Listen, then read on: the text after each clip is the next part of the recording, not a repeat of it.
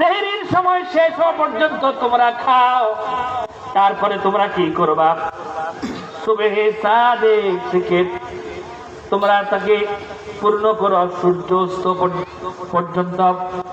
সুবহে সাদেক থেকে তোমরা নির্দিষ্ট সময় পর্যন্ত খাও, আর তারপরে খানা থেকে বিরত থাকো। তার মানে সারাদিন আর কোনো কিছু খায়ও না, সারাদিন কোনো কিছু খায়ও না, খানা থেকে বিরত থাকো। তারপরে তোমরা কি করবা? এই রোজাটা কি সূর্যাস্ত যাওয়া পর্যন্ত তোমরা পূরণ করবা।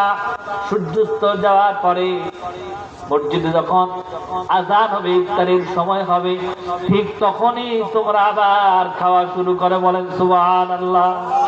হাদিস শরীফের ভিতরে আল্লাহর নবী বলেছেন, যখন রোজা পূর্ণ হয়ে যাবে, সূর্যাস্ত হয়ে যাবে, ইফতারের সময় হয়ে যাবে, ঠিক সেই সময়ে আর একটা সেকেন্ডও দেরি করো না, সাথে সাথে তুমি ইফতার গ্রহণ করো। বলেন সুবহানাল্লাহ।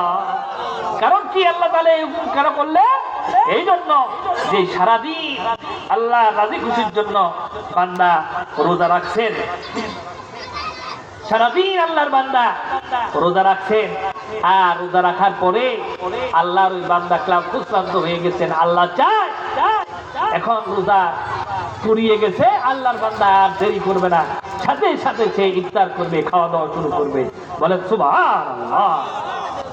সম্মানিত দিনী ভাইরা আমার,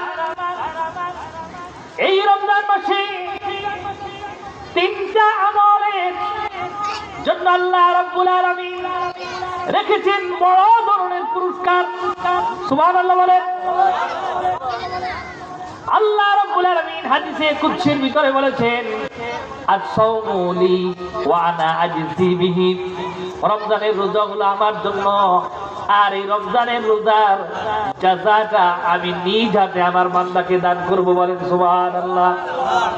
আল্লাহ নবী হাদিস শরীফের ভিতরে তিনটা আমলের জন্য তিনটা নিয়ামতের কথা বলেছেন।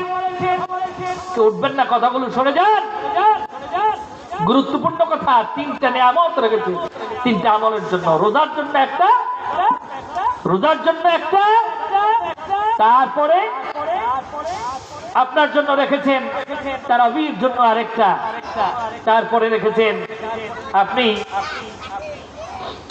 যে ইবাদত বন্দী করবেন বিশ্বাসের সাথে, কৃতজ্ঞতার সাথে, আপনি যে আল্লাহ সন্তুষ্টির জন্য আপনি ইবাদত করবেন, জাগ্রত থাকবেন লাইলাতুল কদরের রাত্রে। এই তিনটে জিনিসের জন্য আল্লাহ তাআলা আপনার জন্য রেখেছেন বড় ধরনের পুরস্কার। বলেন সুবহান।